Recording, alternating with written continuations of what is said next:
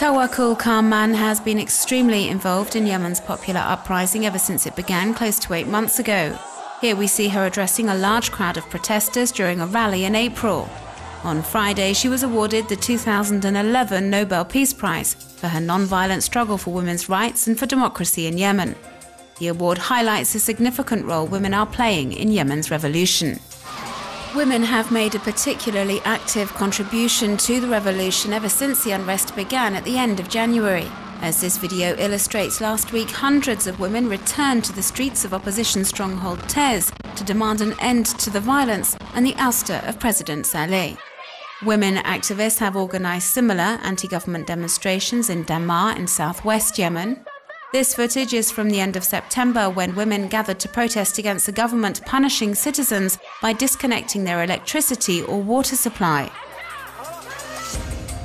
Last week, women organised a mass demonstration in the capital Sana'a to show President Saleh that the protest movement is as strong as ever. Thousands of women took to the streets, voicing their anger with the regime and exercising their right to protest peacefully. And Yemeni women living abroad are also supporting this fight for freedom. Afra Nasser is a journalist and blogger living in Sweden, and in this video blog she says how happy she is that her fellow citizen has been awarded the Nobel Peace Prize, and she hopes the women and men of Yemen will be able to bring the revolution to a successful conclusion. This footage was apparently filmed in July in Douma, a suburb of Damascus. Security forces have been chasing protesters who were hiding in residential buildings.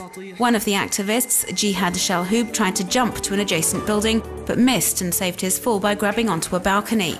In this video, we apparently see loyalist forces throwing stones at the 45-year-old until he loses his grip and falls.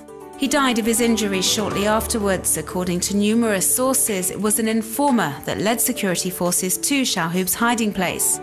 His death has highlighted the role of informers in the Syrian authorities' repression of the protest movement.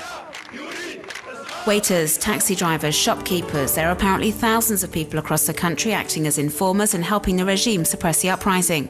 And protesters are now using social media platforms to track down and out members of this citizen spy network. A number of Facebook pages are posting the names and photos of Syrians suspected of cooperating with security services. This page is run by cyber activists from Damascus. They say that until the revolution reaches a successful conclusion and legal proceedings can be set in motion, citizens can punish these informers in other ways, by boycotting their shop, for example. And even though the administrators of these groups maintain the suspects are put under surveillance and no one is outed until their role as an informer has been confirmed, some people are worried that citizens could be wrongly accused or targeted, raising concerns about unlawful punishment and even vigilante killings without any trial whatsoever. In Tunisia, campaigning is well underway for the 23rd of October polls, which will elect an assembly to draft a new constitution.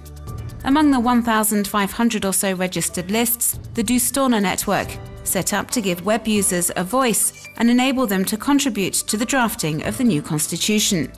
The independent network was launched in March and serves as a think tank in which citizens can actively participate. Around 250 articles have been put forward for online debate. Web users can comment on any of the subjects by clicking on I like or I dislike, or by grading them on a scale of 1 to 5. They can also add comments and give their own personal opinion.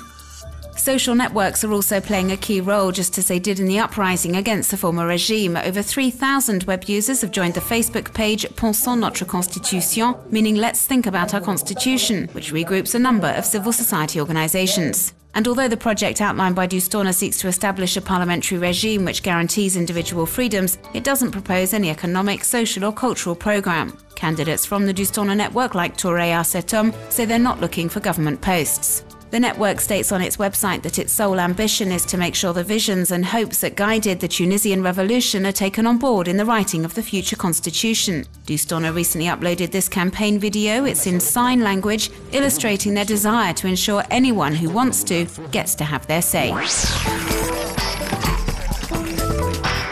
In this stop-motion video, which was made using 2,700 photos, we see an arm tattoo gradually taking shape.